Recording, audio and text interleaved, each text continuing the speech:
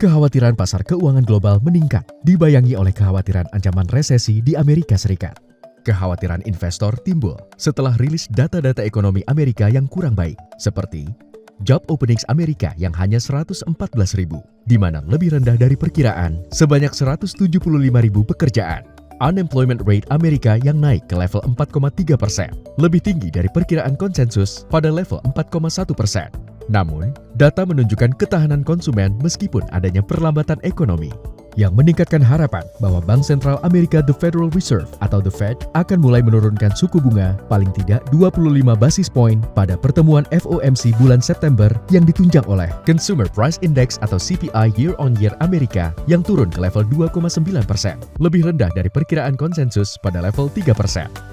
Indeks core PCE di Amerika Serikat tercatat pada level 2,6%, lebih rendah dari konsensus pada level 2,7% secara year-on-year. Serta pernyataan dari Jerome Powell pada Jackson Hole Symposium pada 23 Agustus 2024 yang mengatakan bahwa waktunya telah tiba untuk menyesuaikan kebijakan. Sementara itu, Bank of Japan atau BOJ yang menaikkan suku bunga dari kisaran 0 sampai 0,1% menjadi 0,25% serta mengurangi pembelian obligasi bulanan dari 6 triliun menjadi 3 triliun yen atau sekitar 320 triliun rupiah. Langkah kenaikan ini dilakukan karena naiknya inflasi serta rendahnya real interest rate Jepang. Hal ini mengakibatkan indeks Nikkei terkoreksi minus 12,40% pada 5 Agustus 2024. Lalu bagaimana dengan pasar keuangan Indonesia? Rapat Dewan Gubernur Bank Indonesia pada Agustus 2024 memutuskan mempertahankan suku bunga di level 6,25%. Keputusan tetap konsisten pada fokus kebijakan moneter yang pro-stability, yaitu untuk penguatan lebih lanjut stabilisasi nilai tukar rupiah, serta langkah preemptif dan forward-looking untuk memastikan tetap terkendalinya inflasi dalam sasaran 2,5 +-1% pada 2024 dan 2025.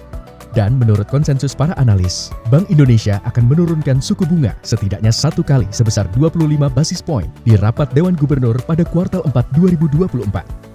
Pasar saham Indonesia ditutup menguat pada Agustus 2024 dan sempat menyentuh all-time high pada level 7.670 yang dipengaruhi oleh rilis laporan GDP year-on-year Indonesia yang tumbuh 5,05%, cadangan devisa yang meningkat sebesar 145,4 miliar dolar, serta sentimen penurunan suku bunga Amerika dan Indonesia ke depannya.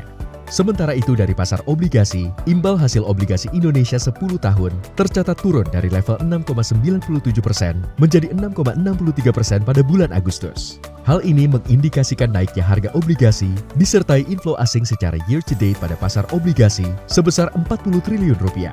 Sehingga rupiah juga mengalami penguatan sebesar 5% dari level terendahnya pada 5 Agustus 2024 di level 16.208 rupiah menjadi 15.401 rupiah per US dollar pada tanggal 25 Agustus 2024. Secara keseluruhan, perekonomian global tahun ini diperkirakan masih bertumbuh dan inflasi global pun dalam tren menurun, sehingga yield obligasi Indonesia 10 tahun masih diproyeksikan berada pada level 6,5% hingga 6,8%. Bagaimana tips menghadapi volatilitas pasar keuangan? Untuk nasabah yang memiliki profil risiko agresif, direkomendasikan untuk mengakumulasi investasi dalam reksadana saham secara bertahap.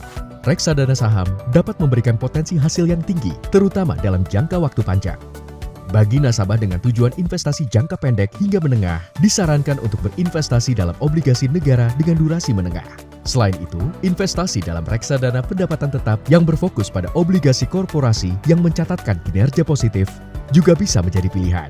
Obligasi dan reksadana pendapatan tetap cenderung memiliki resiko fluktuatif yang moderat dengan imbal hasil yang optimal.